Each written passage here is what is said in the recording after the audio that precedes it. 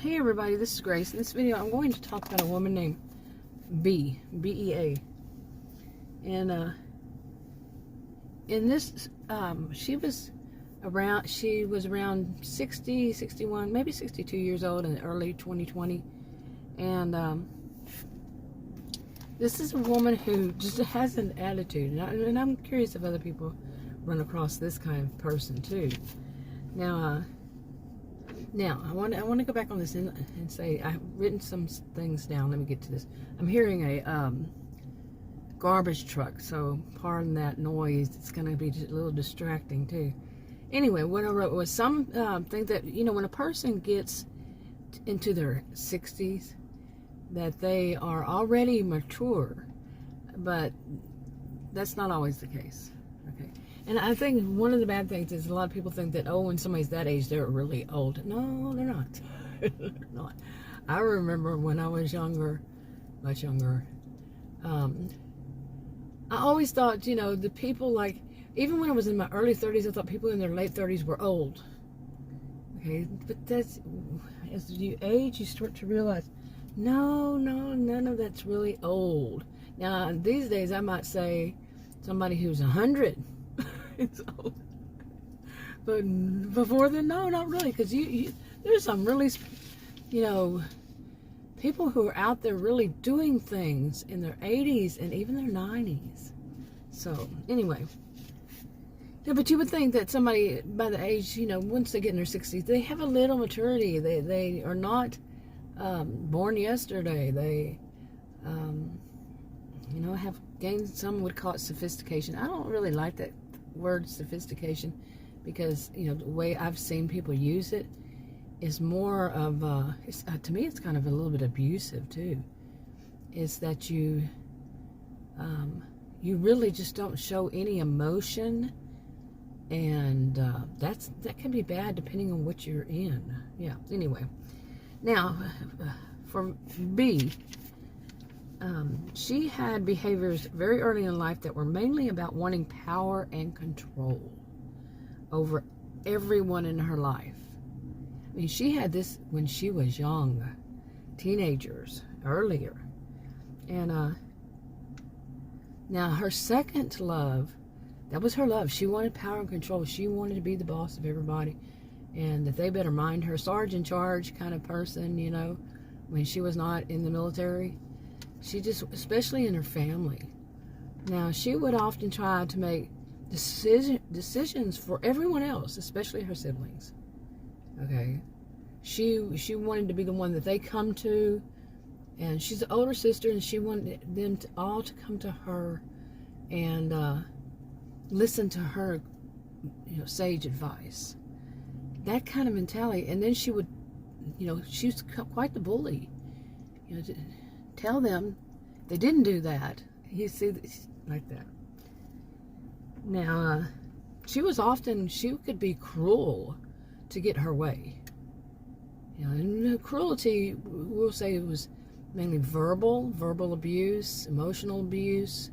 You know, she never threatened anybody physically, but or abused anybody physically, but she would allow a little lingering threat there, and she wouldn't even say the words, but just assumed. Okay, let's see. She would also intimate that they're not smart enough. You know, she's the only one who has any brains to do whatever it was that she wanted to control, and that she was the smart one. I pretty much just already said that. Now, she is one of Amanda's siblings, her older sister. And Amanda, I've got videos about Amanda.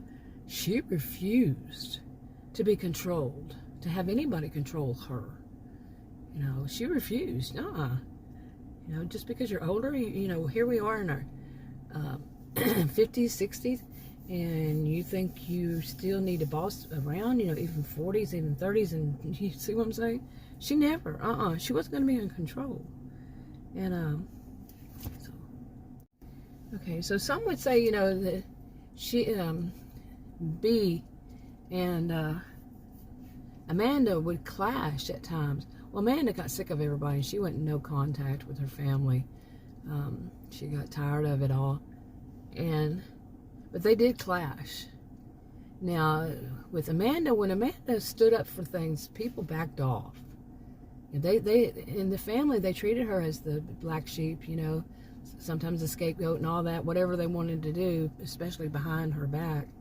But when she stood up for herself, they said, yeah, we're backing off. Okay. They knew, back off. Because Amanda is a little tough side.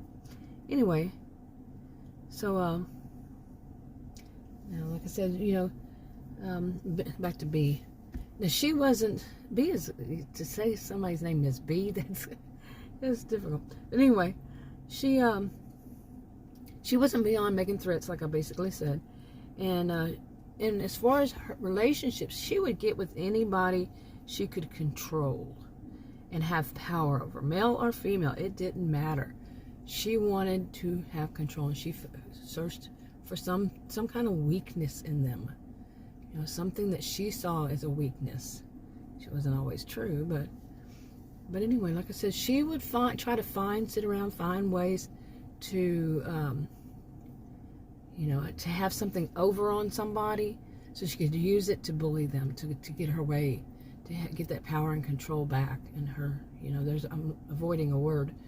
I know the word, but you see what I'm saying. You know, some people think when you're that age, really, are you still this way? You still haven't grown out? My experience with this type in my life is they don't grow out of it. They just become better at their craft, you know? They know really how to do it, how to work it. They've done it. But they're also, the thing about it is, when you get around this age, other people have started to figure it out. You know, they've had long enough time to deal with this type. They figured it out, and my experience, what I've seen happen to them, you know, like some people say they get their karma. I don't believe in the karma like some mystical, magical kind of thing. No, you know, just they get kind of what they deserve at some point for all that they have done wrong to other people. People start to figure it out, and they start saying, no, enough was enough. I'm out of your life. And they become a bit alone. Okay. You know, or they may find that one person to stay with, but they'll say that, I don't know, I could be lying. But read the disclaimer in the description box below this video on YouTube. By the way, this is just part of, I wanted to get this part out, that this is an example of a member of a, you know, dysfunctional family. It is a hypothetical fictional story. It's part of a series of hypothetical fictional stories. But I wanted to get this part out, and they're all copyrighted to me. It's like a rough draft recording. Helps me to organize, see what I need to add, delete, so things may change just out of the blue, and no warning. But it helps me to see, you know, what and to remember. I do have them in writing, and then I do these rough draft recordings too. So yeah, and if you want to subscribe, click that circular icon that pops up. If you want to watch another video on this channel, there should be some thumbnails that pop up. You can pick and choose, unless there's some kind of glitch or whatever. I'll talk to you on another video. Bye.